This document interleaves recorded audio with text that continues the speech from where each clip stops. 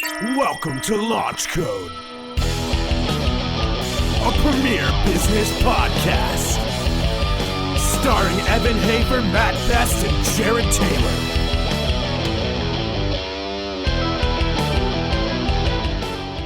Hello, everybody. Welcome to Launch Code. So recently we had Tim Jensen on this show, and he told a very good story. And we kind of came to the conclusion that that you put out a test on him when you offered him the first job to fold shirts. Kind of, whereas he wanted the art job when he first came to you as an illustrator, or whatever comic book illustrator, the stuff that he was working on, and you said, "How about you come fold shirts?" That's how he remembers it. I don't think that's what happened. He did interview, and he interviewed to work in our production department, which I mean is a room half the size of that we're in right now. Yeah. And he comes in an interview and had a lot of chops. He was making like $70,000 a year, and he shows me his art portfolio, and I'm like, I don't think you need this to fold shirts, but sure. But definitely a lot of great energy out of him, and normally I finish all my interviews before I call someone back, and I just had to call him back right away. I'm like, hey, I know you make $70K right now. Would you be interested in $9 an hour? And ladies and gentlemen, that voice you're hearing right there is Mr. Daniel Alarik. How do you pronounce it? Alarik. The founder and owner of Grunt Style. So now we get the even longer story. So because we started at where Tim started, where you were already in Chicago, had a facility, had things moving. So we want to hear what happened in the beginning. When did this idea come to play?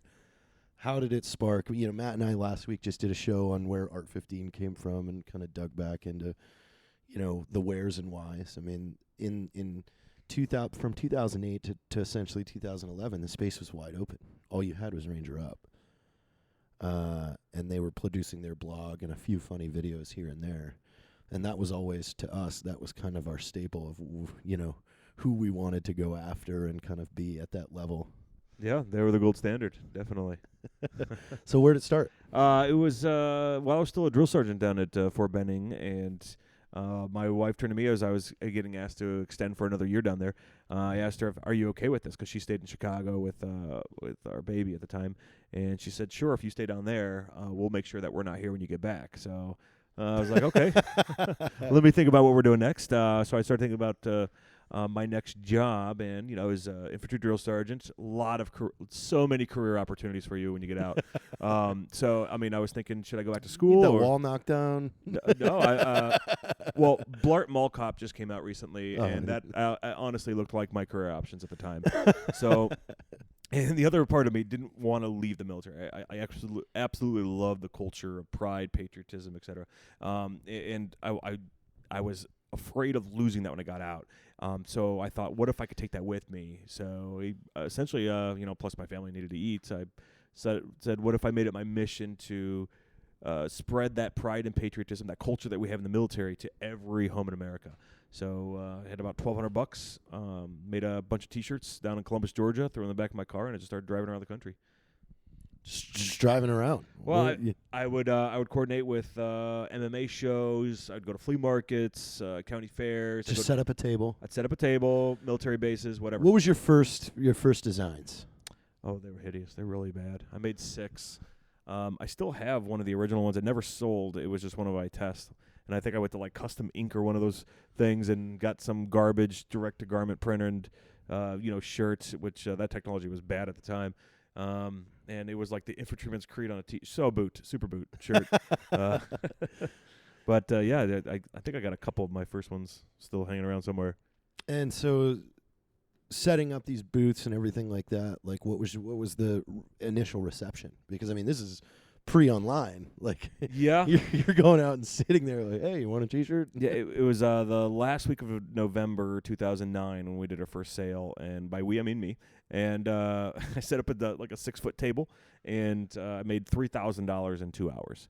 Holy cow. We sold. Where was this at? This was at Fort Benning. I coordinated with AFES. I'm like, hey, I want to go work. Like outside the PX? Not. I did set up something in February outside the PX for a few months, But it was like that. So I'd coordinate with any events that they were doing, whether I'd be at the gym. Sometimes I'd coordinate with like the first sergeants or commanders. I'm like, hey, if you guys are having a fun night or a barbecue or something like that, let me know, and I'd love to support that. That's cool. So then where did it go from there? Like you ended the job as a drill sergeant, moved back up to Chicago, and when was that business step of, hey, let's start making this, let's create? Well, that was always the intention. I just didn't know what the hell I was doing. I mean, literally at one point I Googled what is business. I just didn't know what I was doing. I spent 3 years driving around, sleeping in my car, going everywhere I could, trying to spin up sales.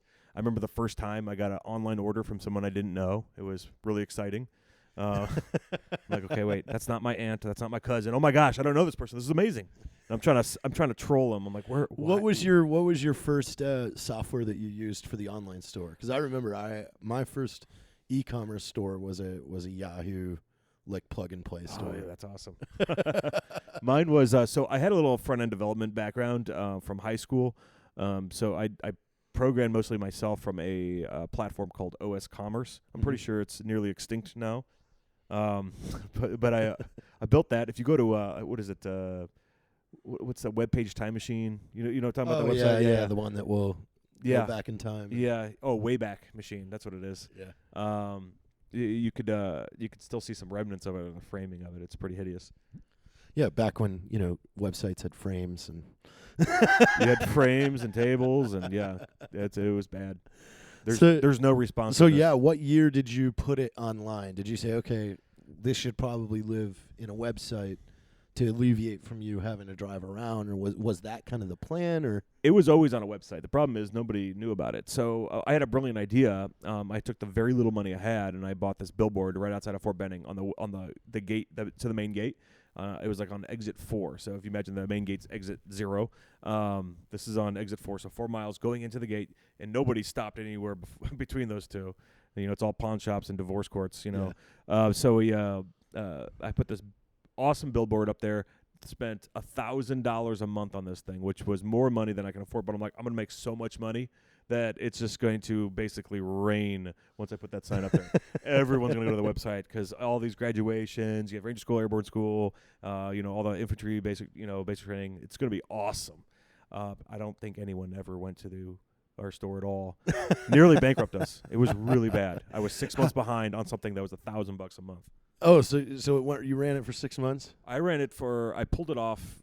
Well, I think it's not like I voluntarily pulled it off. No, they said, you haven't paid in 6 months. We're taking it down. And I'm like, I'm so sorry. I've never not paid a bill in my life. I will pay you, but it's not going to be today. So then, let's get to the name. When did you come up with the name, the logo? How did that, where did that spark? So I was working on it when I was on, I'd go to the ranges, training the troops and everything like that. So I started working on it before I got out. And right before I got out, I asked my 2 roommates, which were 2 other drill sergeants at the time, and my first sergeant, I'm like, hey, do you guys want to jump in? Minority partners, and we'll work on this together. So I think we used to go to Red Robin like every Sunday and just get hammered in front of the kids because it was appropriate. And then But I wrote down a list of names, and I said, here's 10 names that I like. They may have agreed or disagreed, and I said, let's go down and vote on them. So we started voting on them, and it turns out some of them have domain names already registered. I'm like, all right, let's just choose the first one that wasn't registered, because the original name for what are some of the other names? It's so bad. Like, go down the list. Really bad. I only remember one of them. It's really embarrassing. Go for it. Urban Soldier. Well, that's not bad. It's bad. Because there was actually a TV project that I was working on in around 2009. They used that name, so they probably bought the domain. It wasn't. So it wasn't available. Thank goodness. No, that's great. And then the logo, like, how did that come about? Was it a long process, or did you have exactly kind of what you wanted in your head? The original logo was more like a cow branding, and it had a little cute little fun star over the Y for some reason, like I was a 14-year-old girl with gel pens. But after about a year or two, and this is before we really had much traction, but I just got into social media. I'm like, you know what? I really want to change the logo because before we start getting popular or gain traction, I want to make sure we have it right. And I keep looking at these European coat of arms, and each one of the symbols means something. I'm like, the military has that, right? Where your guide on each position of every letter and number, the colors, they all mean something. Every squadron patch or something, everything has a symbol with a color that goes with it, and So, and that's what I built the logo around. I mean, it was not, at least at the time, nobody did cross rifles anything, at least not that I knew of. Or cross anything. Right now, it's more popular now. But I think people, I don't think necessarily they're copying us. I think people understand that we can have more meaning behind our logo besides fun Silicon Valley app logos. We want logos that mean something. There's a lot of companies out there right now, especially in the military community, where you can pull apart the logo and everything means something. And I think that's really, really cool. Yeah, no, that's awesome. So timeline now, where are we at? We're in 2010, 11. You're going back to Chicago. I would drive back and forth probably a couple times a month. I would do at least 20,000 miles a month. Holy cow. It was a lot of road time. No, I might remember that wrong. It wasn't a month. I would do about 85,000 miles a year. That's what it was. God, that's okay, but brutal. Still a lot of driving. Practically a trucker. Could have been. I knew all the good stops. So you get up to Chicago. When do you get your first building? Like when was it like we could get an office now? Or we need to get this out of the house. It was it started in January 2012. Very beginning of January, my wife looks at me. She's like, "Hey, you need to shut this thing down. You've been doing this for 3 years. You make $20,000 a month, and it costs you $21,000 to do it." And she's like, "This is not working." She's an accountant by trade, so and I'm like, "Okay." I'm like, "We have one trade show coming up. It's in Vegas. It's the first one ever. I think I can make this work. If it works," I said, "that's our sign from the infantry gods that we should stay in business." She's like, "Okay, all right, fine, that's it." Because it was just in a few weeks. What show is it? The ANME show. You familiar with that one? Mm-mm. It's the Army, Navy, military, something. Really? We need to look into this. It's like where Dave, look into that. It's where all the when you go to like Bob's Army Navy store, surplus stores, that's where they go. That's their trade show. Oh, okay. So the shop owners go around there looking at all the new old canteens. The new old canteens. Right. So I'm like, this is the perfect market for us. We need to be in all these Army Navy stores. And I've done the research on it. There was like 242 Army Navy stores nationwide at the time. I'm like, I'm going to be in every one of them. And if they can all order $1,000 a month, that's whatever, right? The smart math when you're starting up, right? Yeah. If we can just get 1% of the $50 billion Gulf shrimp market. That's where we're going. So we go to the show and we scrape together, all the little money we had, and we weren't poor, but we were definitely broke. The difference. So we take the budget. We fly standby on budget airlines, and we take the free shuttle to the hotel. We walk about a mile and a half to the grocery store, and we buy a loaf of bread and a jar of peanut butter, and that's all we ate for the next 2.5 days during the show. We just didn't have any money, except for she had one Groupon, so we got to split a hamburger on a meal, which was nice. And then we just hustled this whole show. I had her put on a tight T-shirt, and she would go around the show and bring the old guys back to my booth, and then I would try to close them. Before we left, she made me promise. She's like, if you don't make $6,000 at the show, you're shutting the doors. So we had a goal. Yeah, we had a goal. So we were working the entire show, and we finally get back on the plane after the show's over and tallied up the receipts, and it was $6,200. Oh, squeaking by. And it didn't feel like a sign of relief. It was if that was the sign from the gods, that was a very underwhelming, disappointing sign. But you met her minimum. Met the minimum. And after that, I've spent most of the time. It was enough to keep us in business, but I spent most of our time in social media after that, and just focusing. I'm like, every day I would wake up. I was working 2 other jobs at the same time because now I'm home.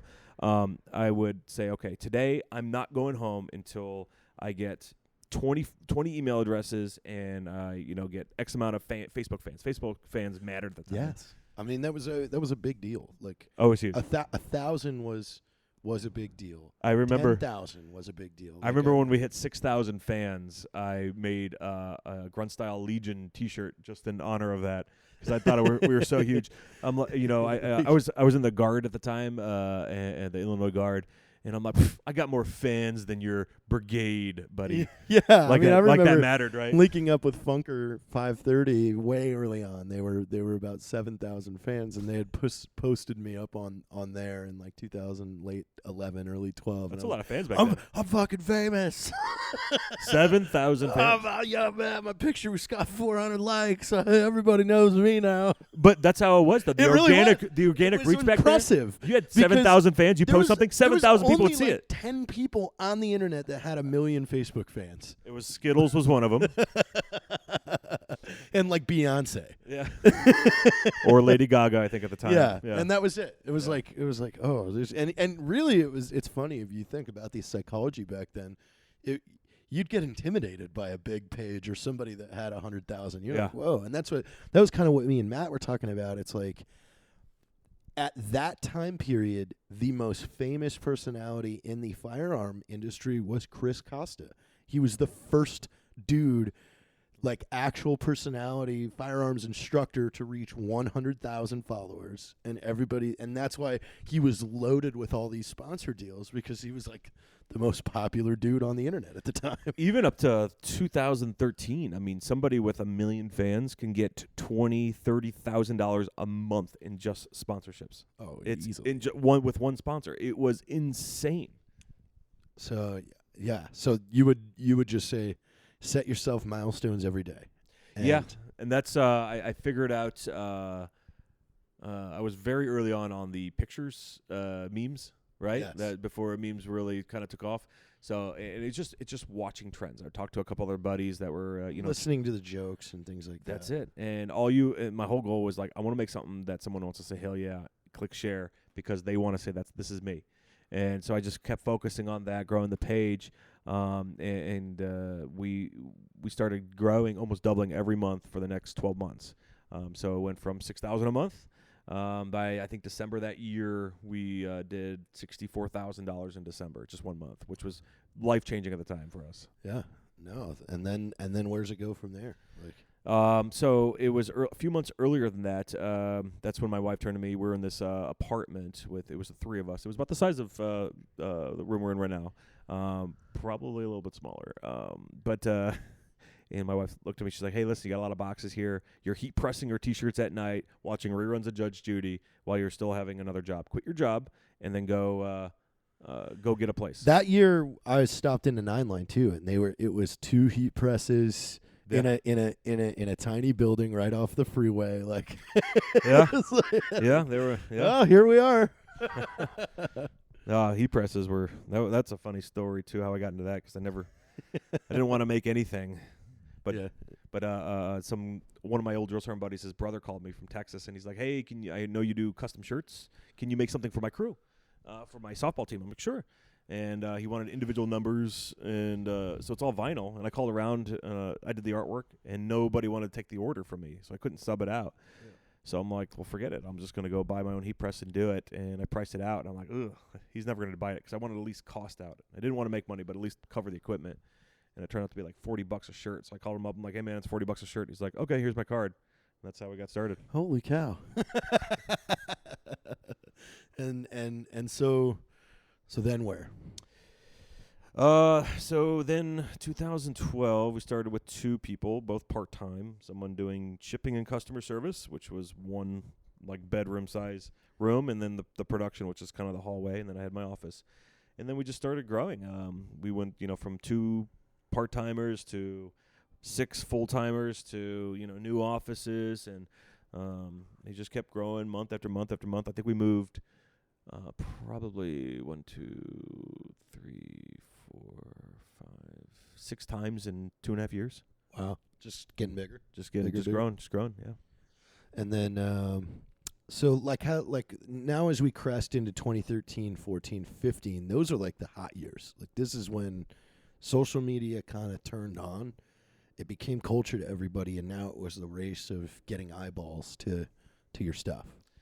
Yeah, it was just it was much simpler back then. If you just disciplined yourself on, hey, we're going to post, whatever your cadence is, you just discipline yourself to that, you could be very successful.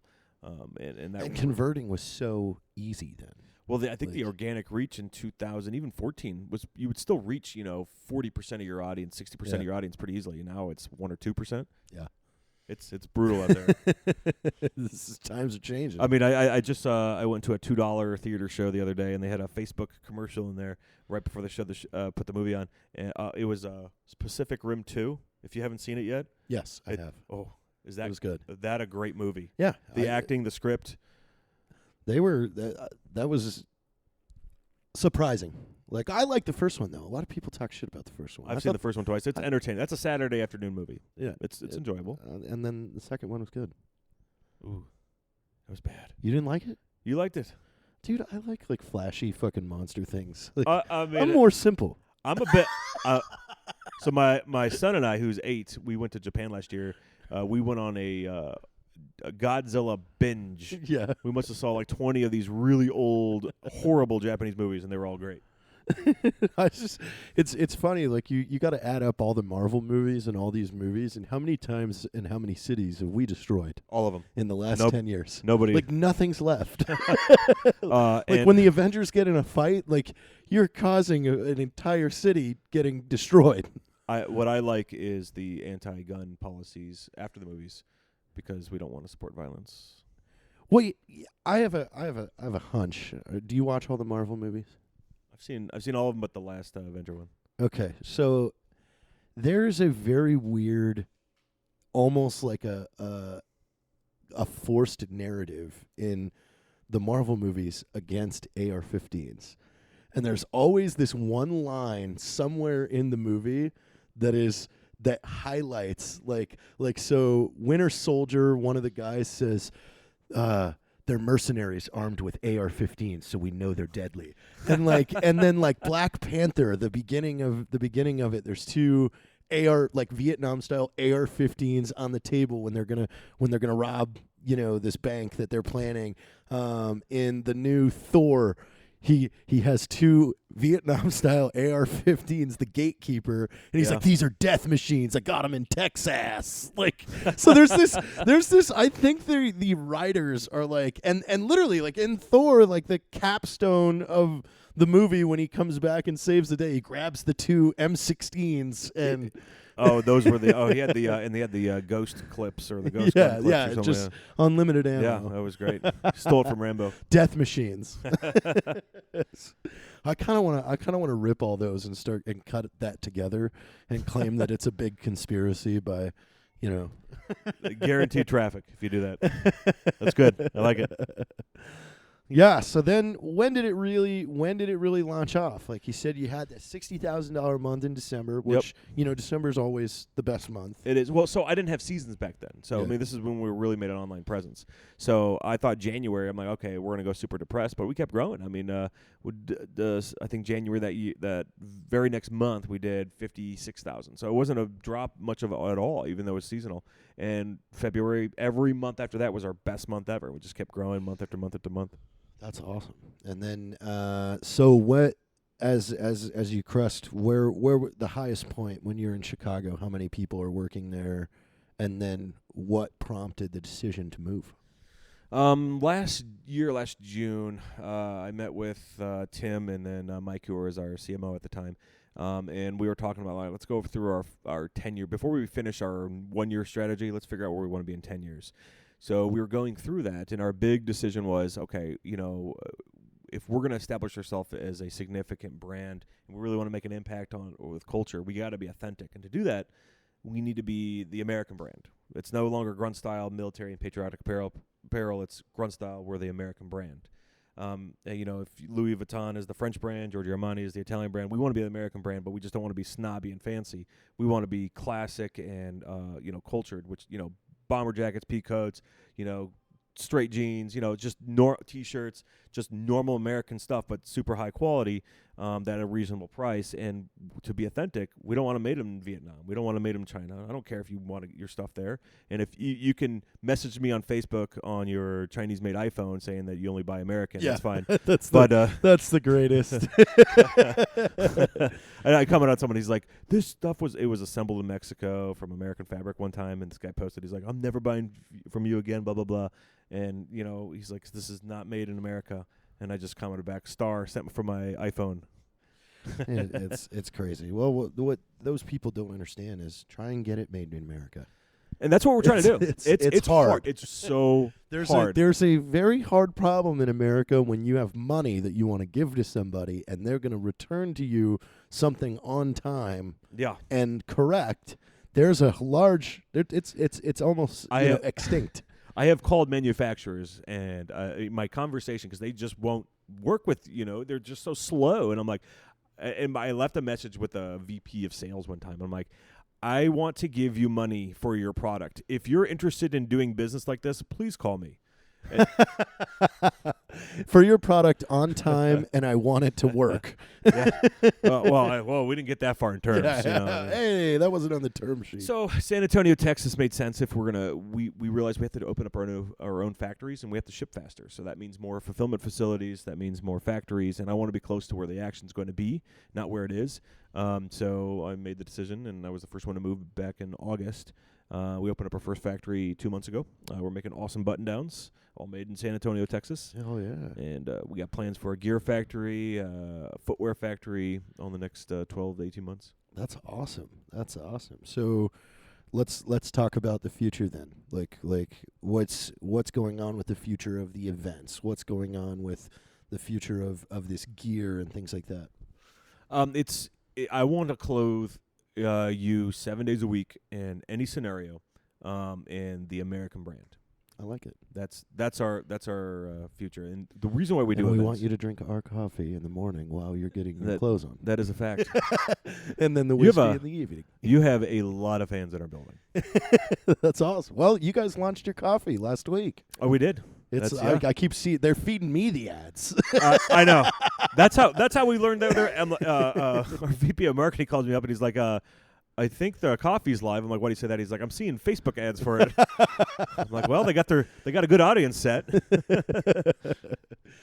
So we're excited for it, and it's a great name. I think the label looks good. I like it. Yeah, I'm glad that we went all green. That was kind of a note Matt and I.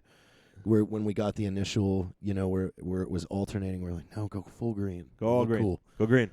Yeah, it looks a bit more authentic. Looks kind of real. Kind of matches the name. So if you haven't checked that out, get online and look at the Grunt Styles coffee, housed at blackriflecoffee.com. Did you want to mention the website? And you're going to do that for you. At the end. Okay. Where everybody can find you, but I want to hear about the events. Like, those are starting to heat up. The one we went to was massive. It was super cool. It was ran freaking awesome, and I know how hard it is to do an event. It's hard to do, and we first did our first Grunt Fest a few years ago at this man-made island that holds maybe 1,000 or 2,000 people, and we showed up with like 300 maybe. At the event. So you didn't sell tickets and then make everybody camp and stranded on the island? Did you hear about this dude that did that?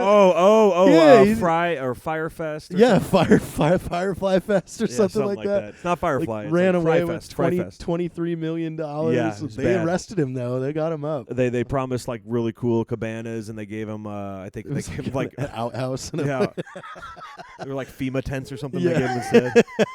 It's great.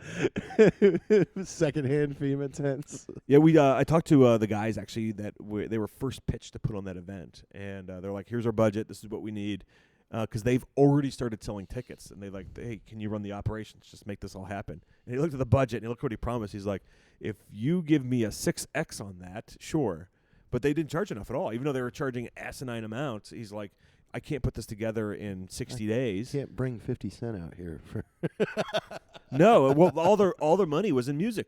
Really? They had nothing in operation. So wow. yeah. What a mess.